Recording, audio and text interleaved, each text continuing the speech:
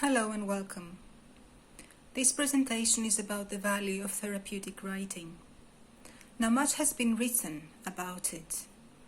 Writers and coaches, therapists, people such as Julia Cameron, Anna Runkle, they have talked extensively about the therapeutic technique of letting your thoughts and emotions down on paper. In this presentation, we will talk about two aspects of that kind of writing that can make it more effective in your daily practice. First of all, you need to know beforehand that the writing you're doing is going to be respectively destroyed afterwards. Respectively destroyed means you destroy the pages not in a way of just discarding it in a bin, for example, but it carries a sense of letting go the emotions, the thoughts that are with it when you dispose of it.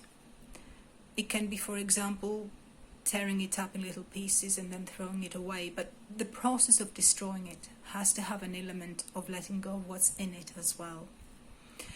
Also, you need to know beforehand that no one else is going to read it, not even you at a later time.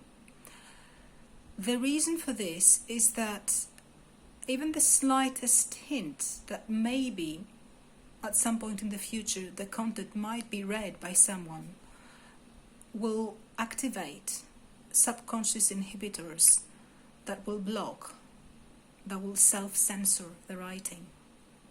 And it's exactly those self-censoring details that we need to come out into the light. That's why we're doing it. Otherwise, it could be just a session with a therapist, or a talk with a friend, or writing in a diary. Now, therapeutic cathartic writing is not a diary. It's not about compiling memoirs. Maybe sometimes from what is written, you gain an insight or a question is answered. And that's something to gain, that's something to keep. Then maybe you can write it later on somewhere else, or you can discuss it with someone. But in that process of actually filling in a blank A4 page every day, where you let everything out without inhibitions, this paper has to be destroyed, and you need to know it. You need to be sure about it beforehand. Now, this daily writing practice can help re-establish our connection between the self, the world, and if we're on a religious or spiritual path, with God. If we see life as a journey on earth, what we gain and what we take after the journey is the lessons we learn. And the writing is our own unique personal way of expressing these very personal lessons. Even if they don't stay around for anyone to read them, the important thing is that these lessons have emerged to that layer on the surface of human consciousness.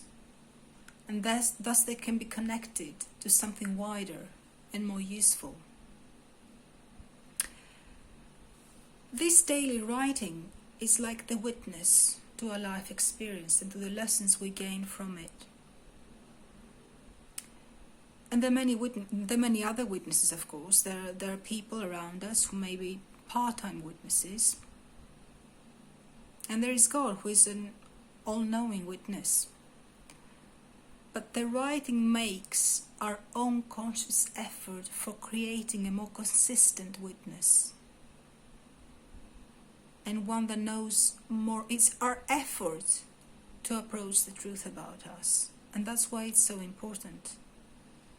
And that's why it has great value. And because we write the truth, this writing, even if it gets destroyed afterwards, this writing becomes a meeting point for witnessing minds. Our mind, God's mind. And this can feel very healing and empowering. Now, we often have resistance to daily writing. Part of the reason is that we actually don't want to face what will be in it. We know it's there and we fear it, so that's why we avoid it. But that's what makes it so valuable. Another reason can be busyness or tiredness. But the truth is, when this life journey, this unique life journey for each one of us is over, our lessons is the only thing that will remain. So it has value. It has value more than anything else we do. So even if no one else knows about it, if no one else reads about it, we value it. It's like saying that this is the truth of who I am, this is the truth of what I experienced, and I wish to have some more clarity on this. And by showing the truth, one cannot be but helped.